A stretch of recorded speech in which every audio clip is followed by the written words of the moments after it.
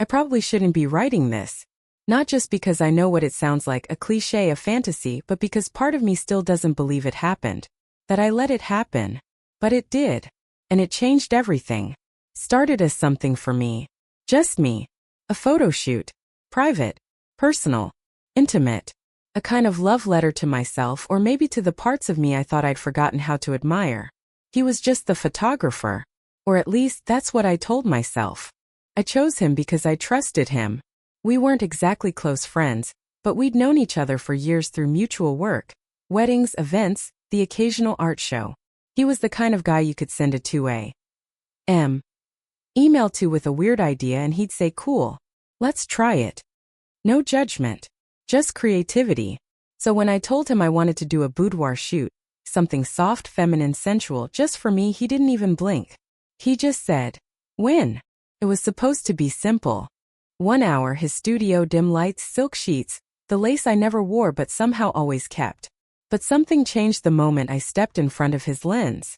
It wasn't what I was wearing, or not wearing. It was the way he looked at me. Not with hunger, not even with admiration. It was focus, precision, a stillness that made me hyper-aware of every inch of skin, every breath, every tilt of my chin. Like he could see through fabric, through nerves, through me. And the way he spoke to me during the shoot, turn your head just a little. Yes, right there. Don't smile, just breathe. Good. Stay like that. Don't move. God. Every word landed like a touch. And then I did something I wasn't planning on doing. I reached up, let the strap of my bra slide slowly off my shoulder and asked, too much. His silence told me everything. That's when it started, the shift. The way the room changed. The way the air thickened. The way he lowered the camera for just a second and looked at me not like a subject, not like a job, but like something he suddenly wanted to memorize without a lens. We both knew we'd crossed a line, but neither of us moved. That moment, that pause, it still burned into me. Because after that, he didn't put the camera down. And I didn't ask him to. You have to understand, this wasn't about him. Not really. The shoot was my idea. Something I'd been thinking about for months. I'd just gotten out of a long relationship where I'd felt invisible. You know, the kind where you start shrinking without realizing it. Smiling less. Avoiding mirrors. Forgetting how it feels to be wanted. So this wasn't about seducing anyone. It was about reclaiming something I'd lost. But the thing is, when someone sees you in a moment like that, truly sees you, it can mess with your head. Especially when that someone is already the kind of man who lingers in your mind longer than you want to admit. His name's Mason. We met about 4 years ago, shooting the same wedding. I was second shooter to a friend. He was already a name in our city. Confident, quiet, maddeningly observant. The kind of guy who says more with a half smile than most people can say in 5 paragraphs. I always noticed him, but I never let it mean anything. Until now. There've been moments before.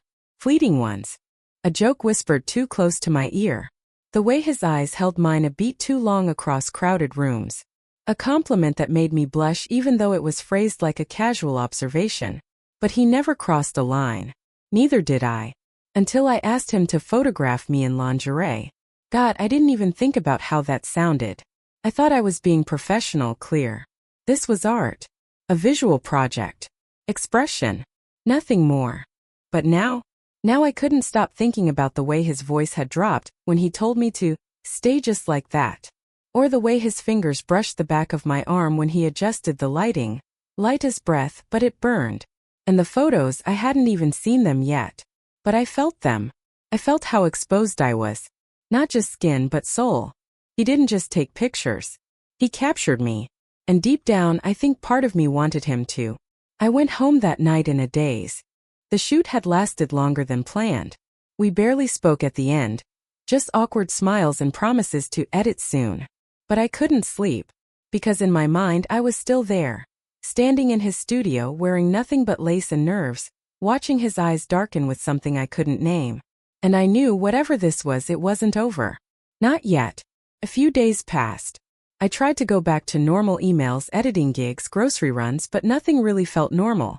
Not when every quiet moment pulled me back to that studio. To his hands, his voice, his silence. Then came the message. Simple. Casual. Finished editing.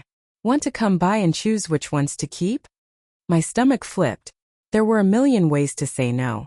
I could have asked for a Dropbox link, told him I was busy, pretended I'd changed my mind. But I didn't. Instead I replied, when? That's the thing about attraction you've tried to ignore. Once the door's cracked, it doesn't close again. It seeps into everything. I wore jeans and a soft white shirt that fell off one shoulder without trying. I didn't mean to. Or maybe I did. I told myself it was just for comfort, but the way I checked my reflection before leaving told a different story. The studio was dim, quiet. He greeted me like always, a lazy smile, a small nod, but there was a different kind of pause in his voice when he said, "Hey," like he remembered every inch of me under those lights. He walked me over to the monitor. I sat. He stood behind me.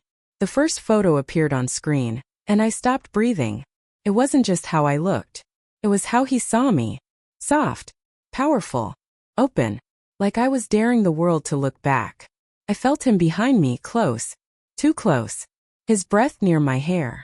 The subtle sound of him swallowing when I lingered too long on one of the shots. "This one," I said, clicking it. He didn't answer, so I turned around, and there it was. That look again. The one that didn't belong behind a camera. Neither of us spoke. I didn't even move. But something passed between us, warm and sharp, like standing too close to a fire you know you shouldn't touch. Then his hand brushed my shoulder. Just barely. But it sent something flickering through me. A heat that settled low and deep. I tilted my head slightly, letting the shirt slip a little more. An invitation I didn't say out loud. He didn't take it. Not yet. But he didn't back away either. We both knew it was coming. That the space between us was shrinking. And suddenly, I didn't want distance. I wanted to know what would happen if he stepped into the frame. I think he wanted to kiss me. I felt it. In the silence, in the heat, in the way his fingers hesitated just a second too long against my skin. But he didn't. Instead he pulled back. "Want a drink?" he asked, voice rough, already walking toward the small kitchenette in the corner of the studio. I nodded, but I didn't care about the drink. I just needed space. Air. A moment to slow down the rush happening inside my chest. Because everything was blurring what this was, what I wanted, what we were doing. He handed me a glass of cold white wine. Our fingers touched. "Are you okay?" he asked. It wasn't casual. It wasn't flirtation. It was real. And I don't know why, but I laughed. "Yeah," I said. "Just kind of forgot this was about photos." He smiled. Not a full one. Just the corner of his mouth, like he didn't quite trust what would happen if he smiled all the way. "I didn't," he said softly. "Not until you walked in tonight." Something fluttered in my stomach. Something dangerous. We sat for a while, both of us pretending to scroll through images on his screen, but neither of us really looking. The air between us buzzed with something heavy and sweet, like waiting for thunder in a dark sky. And then, without planning it, I stood up and walked to where the camera was still mounted on its tripod. I turned to him and said, "Do you ever shoot without a plan?" His brow lifted. "Sometimes." "Do you want to?" I asked. And I wasn't just talking about photos anymore. He stood, slowly, watching me the whole time like I was some wild thing that might spook if he moved too fast. He lifted the camera, adjusted the lens, then stopped. "What are we doing?" he asked. I didn't answer. I stepped back toward the soft gray backdrop, pulled one arm from the loose shirt, let it dangle off my shoulder. Barely anything. But it felt like everything. He raised the camera. Clicked once. I felt it, that shift again. Not just in the room. In me. Click. Click. I turned my face toward the light, closed my eyes. Click. I heard him move closer. Then silence. No shudder. No words. When I opened my eyes, the camera was hanging from his hand. Forgotten. He was standing right in front of me now. Close enough to feel his breath. But still he didn't touch me. Not yet. Not then. Instead he said, "We should stop." And I whispered, "So why aren't we?" We didn't move at first. We just stood there, so close our hands could have touched without trying. But we didn't. His camera was still hanging from his hand. The strap twisted around his fingers like he didn't know what to do with it. The moment sat between us, thick, trembling, delicate like a glass about to tip. "We shouldn't," he said again. But his voice was lower now. Not a warning. A wish. I could feel my heartbeat in my throat, in my fingertips, in places I didn't want to name. Still I said nothing, because words didn't fit in that moment. They would have broken it. Instead, I leaned just slightly, not enough to close the distance but enough for him to feel it. The pull. That's when he dropped the camera. Literally. It thudded softly against the carpeted floor, and neither of us even looked. It was like once that happened there was no turning back. His hands came to my waist, hesitant like he was asking a question. My body answered for me. I stepped into him, and everything else fell away. The studio lights blurred behind my closed eyes. His scent clean warm with something a little sharp, wrapped around me. His hands didn't roam. They held, anchored, and still we didn't kiss. Not yet. He touched my face, brushed hair from my cheek, let his thumb rest there like he was memorizing the shape of me. I let my head tip forward until our foreheads met. That's when he whispered, "Tell me to stop." And I couldn't. I should have, but I couldn't. Because in that moment, nothing felt more right than the way his breath danced against my mouth. The way our bodies leaned into each other like two things that had been resisting gravity for too long. Finally, his lips met mine. Not with force, not with hunger, but with unbearable tenderness. And it was worse than any heat or urgency. It unraveled me. Every part of me came undone quietly, beautifully, like silk falling through hands. And when he pulled me closer, not roughly but like he couldn't help it, I knew we'd crossed something we couldn't come back from. The kiss deepened, slow and deliberate, as if we were writing a secret in a language only the two of us understood. The camera sat forgotten on the floor. And for the first time in my life I wanted someone not to capture me, but to feel me. Not through a lens. Not from a distance. But here. Now. Fully. I've never been good at surrender. I always keep part of myself hidden. Even in love, even when it hurts. But that night with him I stopped hiding. He didn't rush. Everything about the way he moved, the way he held my face, the way his lips pressed softly against mine, felt like he had all the time in the world. Like he wasn't afraid of how deeply this would change us. And maybe that's what made it so dangerous. His hands moved from my waist to my back, up my spine, slow and reverent. Like every inch of me was something worth remembering. I felt like I was being unwrapped with intention, not urgency. When his fingers found the hem of my shirt, he paused. His eyes met mine, asking, not assuming. I nodded barely. The fabric slipped over my head with quiet grace, floating to the floor between us. The cool air met my skin, but it wasn't what made me shiver. It was the way he looked at me. Not with lust. With wonder. As if I was something he didn't expect to find, and now couldn't stop wanting. He kissed the spot just beneath my collarbone, and I swear my knees almost gave out. Every place he touched sparked something alive in me. Something soft and molten. Something I hadn't felt in years. My fingers found the edge of his shirt, and I tugged gently, needing to feel skin against skin, not to possess but to meet him there. In that shared space where nothing was said, but everything was felt. When our bodies pressed together, it was like stepping into warm water. Sudden, enveloping, and complete. I could feel the slow rhythm of his breathing, the heat of his chest, the tension that pulled us closer than closeness should allow. His lips trailed across my neck, slow and searching. My hand slid up his back, fingers finding the edges of him, tracing lines that made him inhale through his teeth. There were no lights now but the soft amber glow of the desk lamp, painting us in gold. No sound but breath. No thoughts but want. But it wasn't just desire. It was something deeper. Something aching. Every motion said, "I've wanted this longer than I can admit." And every reaction in my body answered, "Me too."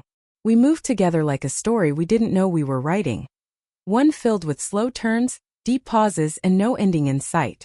And when we finally came to stillness, tangled and trembling, I felt a tear slip down my cheek. Not from sadness but from something else. Something tender. Something terrifying. As I knew, this wasn't just about a camera anymore. We didn't speak for a long time. The studio was quiet but not peaceful. Not exactly. We lay there, half-dressed, half-covered, surrounded by the soft mess we'd made. The sheets. The pillows. The clothes draped across chairs like forgotten questions. And the camera. Still on the floor. still watching somehow. He traced lazy circles on my shoulder, and I watched the ceiling like it might offer answers. But all I could feel was the ache, not just in my body but in my chest. A deep, beautiful ache that whispered, "What now?" I felt cracked open, soft in places I usually keep sharp.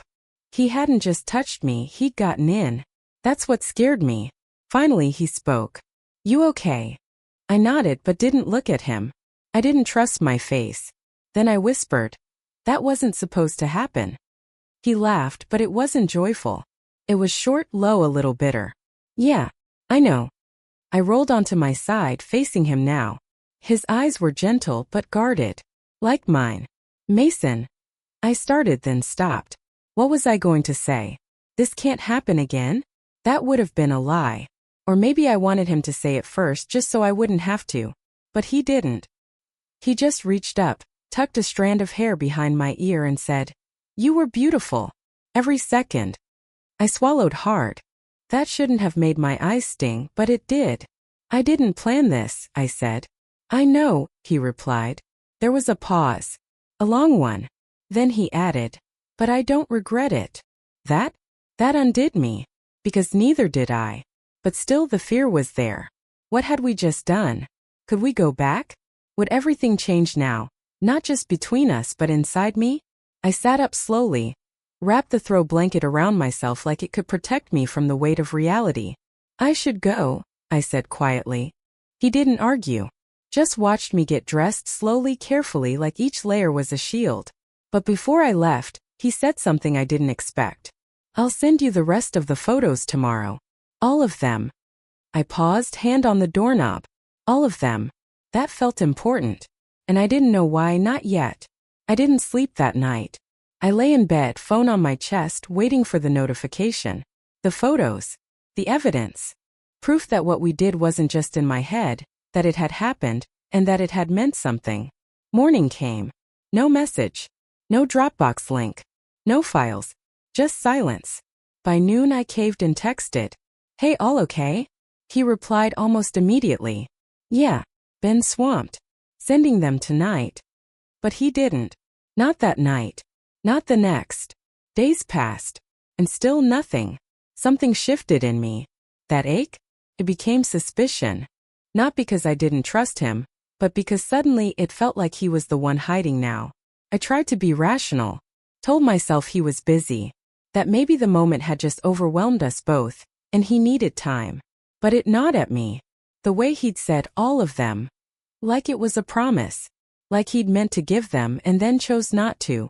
So one evening, almost a week later, I went to his studio. Unannounced. I told myself I'd be calm. That I just wanted closure. That maybe we could talk. Start again. Or not. But what I found wasn't what I expected. The lights were off. The door cracked open. I knocked. He called out from the back room, distracted, clearly assuming I was someone else. I stepped inside quietly. His laptop was open, the screen still glowing. And there, across the desktop, was a folder. My name. In all caps. I shouldn't have looked. But I did. Hundreds of photos. Not just the ones he'd shown me. Every frame. Every glance, every breath, every private second. Even after we'd crossed the line. Even after the camera had supposedly stopped. Some taken from a distance. Some up close when I thought we were alone. Some during. And then, at the very bottom, I saw the last one. Not of me. Of him. Taken in the mirror. Camera in hand. Looking at me. Eyes full of something that made my stomach twist. He had kept it all. And suddenly I didn't know what this had been anymore. A moment? A mistake? A memory? Or something he never planned to let go of. That was the last time I saw him. But sometimes late at night I wonder, how many times has he looked at those photos? And what exactly did he see? That I didn't?